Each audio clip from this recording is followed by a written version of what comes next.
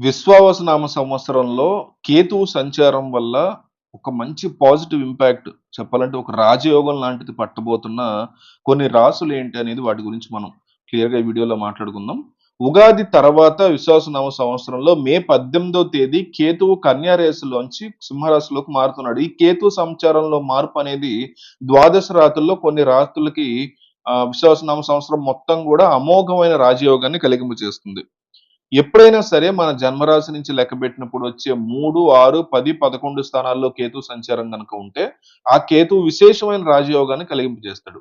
విశ్వావసనామ సంవత్సరంలో ఉగాది తర్వాత మే 18 కేతువు కన్యా రాశిలోంచి సింహరాశిలోకి మారగానే, కేతువు సంచారంలో మార్పు వల్ల విశేషమైన రాజయోగం పట్టబోతున్న రాసుల్లో మొదటి రాశి మిథున రాశి.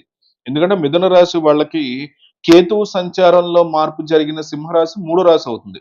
మిథునం, కర్కాటకం, సింహం.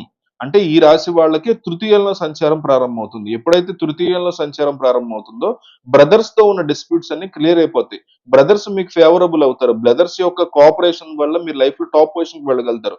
ప్రాపర్టీస్ కొనుక్కోగలుగుతారు. తక్కువ రేట్‌కి మంచి ప్రాపర్టీస్ కొనుక్కుంటారు. ఎక్కువ రేట్‌కి ప్రాపర్టీస్‌ని అమ్మగలుగుతారు. కేతువు తృతీయంలో సోదరుల వల్ల విశేషమైన ప్రయోజనాలు కలిగింపజేస్తాడు. అలాగే కేతు తృతీయంలో ఉండడం వల్ల ఊహించని విధంగా అకస్మాత్తుగా జీవితంలో మంచి పురోభివృద్ధిని మిథున రాశి వాళ్ళు సాధించగలుగుతారు.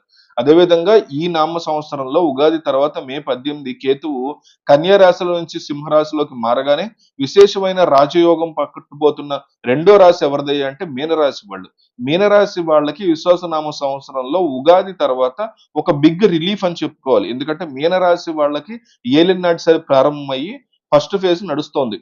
అలాగే మీనరాశి వాళ్ళకి గురుబలం అస్సలు లేదు. ఇలాంటి పరిస్థితుల్లో విశ్వావసనామ సంవత్సరంలో ఉగాది తర్వాత మే 18వ తేదీ ఎప్పుడైతే కేతువు కన్యా రాశి నుంచి సింహరాశిలోకి మారతాడో వెంటనే మీనరాశి వాళ్ళకి 6వ స్థానంలో కేతు సంచారం ప్రారంభమవుతుంది.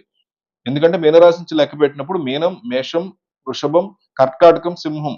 సో సింహరాశికి మార్పు జరిగింది. అది వాళ్ళకి 6వ రాశి అవుతుంది. 6వ స్థానంలో కేతు సంచారం ప్రారంభమవడం అనేది పెద్ద రిలీఫ్ అని మీనరాశి వాళ్ళకి చెప్పుకోవాలి. ఎందుకంటే మీనరాశి వాళ్ళకి ఏలినాటి శని ప్రభావం వల్ల ఆరోగ్య సమస్యలున్నాయి. అలాగే ఆహ్, వీటి వల్ల శత్రు బాధలున్నాయి.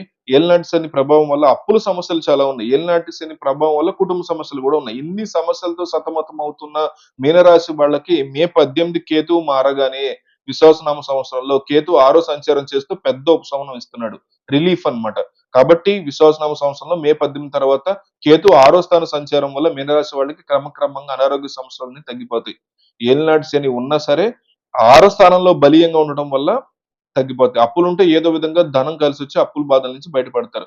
భయంకరమైన శత్రువులు, ఆఫీస్‌లో శత్రువులు, ఫ్యామిలీలో శత్రువులు వాళ్ళందరూ మిత్రులుగా మారిపోతారు. శత్రువులని సమూలంగా నిస్సంపు చేసుకోగలుగుతారు. కాబట్టి మీనరాశి వాళ్ళకి బిగ్ రిలీఫ్ రాజయోగం మాత్రమే కాదు. బిగ్ రిలీఫ్ అని చెప్పుకోవాలి.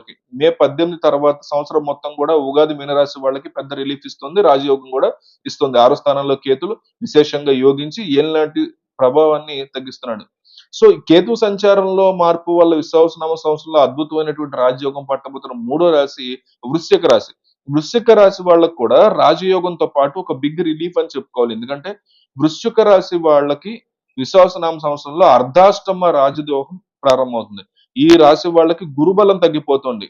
ఈ రాహువు ప్రభావము, గురుబలం లేదు. ఇలాంటి వ్యతిరేక పరిస్థితుల్లో కేతువు మీకు విశేషమైనటువంటి యోగాన్ని కలిగింప చేయడానికి మే 18 తర్వాత సింహరాశిలోకొస్తున్నాడు.